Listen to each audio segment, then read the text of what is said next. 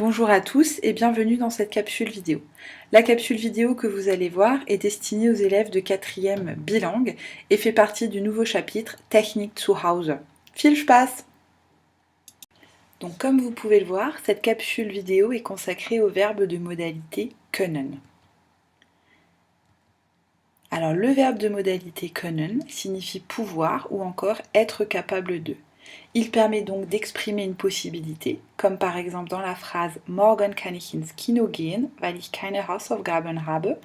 Demain, je peux aller au cinéma, donc parce que je n'ai pas de travail à la maison, parce que j'ai le temps, parce que je suis libre à ce moment-là. Donc c'est une possibilité, je peux demain aller au cinéma.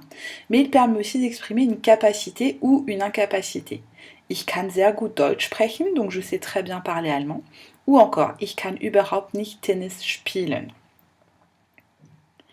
Alors, können, comme tous les verbes de modalité, a quelques caractéristiques.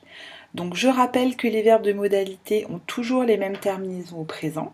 Rien pour ich, st pour du, rien pour er, sie, es, en pour wir, t pour ihr et en pour le pluriel, donc sie au pluriel ou la forme de politesse. Le radical peut également changer au singulier, donc c'est le cas par exemple de können.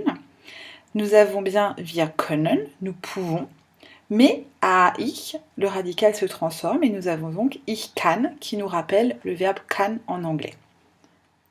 Donc le radical se transforme uniquement au singulier.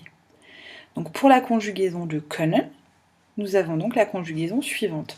Ich kann gut Spanisch sprechen, du kannst nicht gut schwimmen, er kann ziemlich gut tanzen, wir können gut Deutsch sprechen, ihr könnt überhaupt nicht singen, sie können schnell laufen.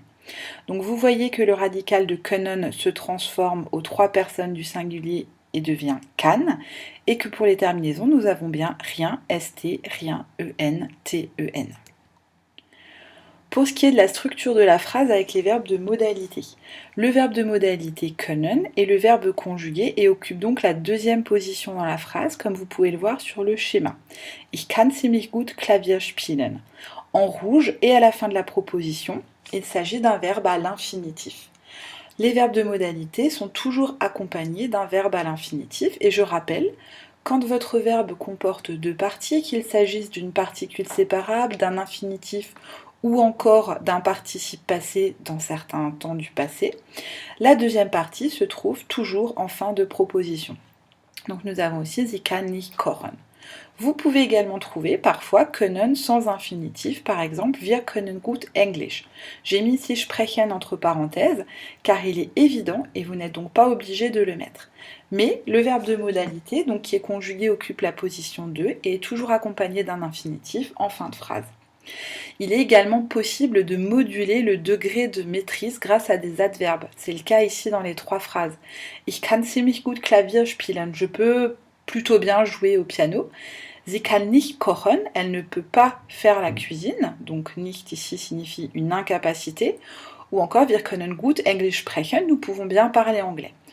On pourrait également utiliser l'adverbe schnell. Donc ich kann gut oder ich kann schnell Deutsch sprechen. Je peux parler allemand très vite.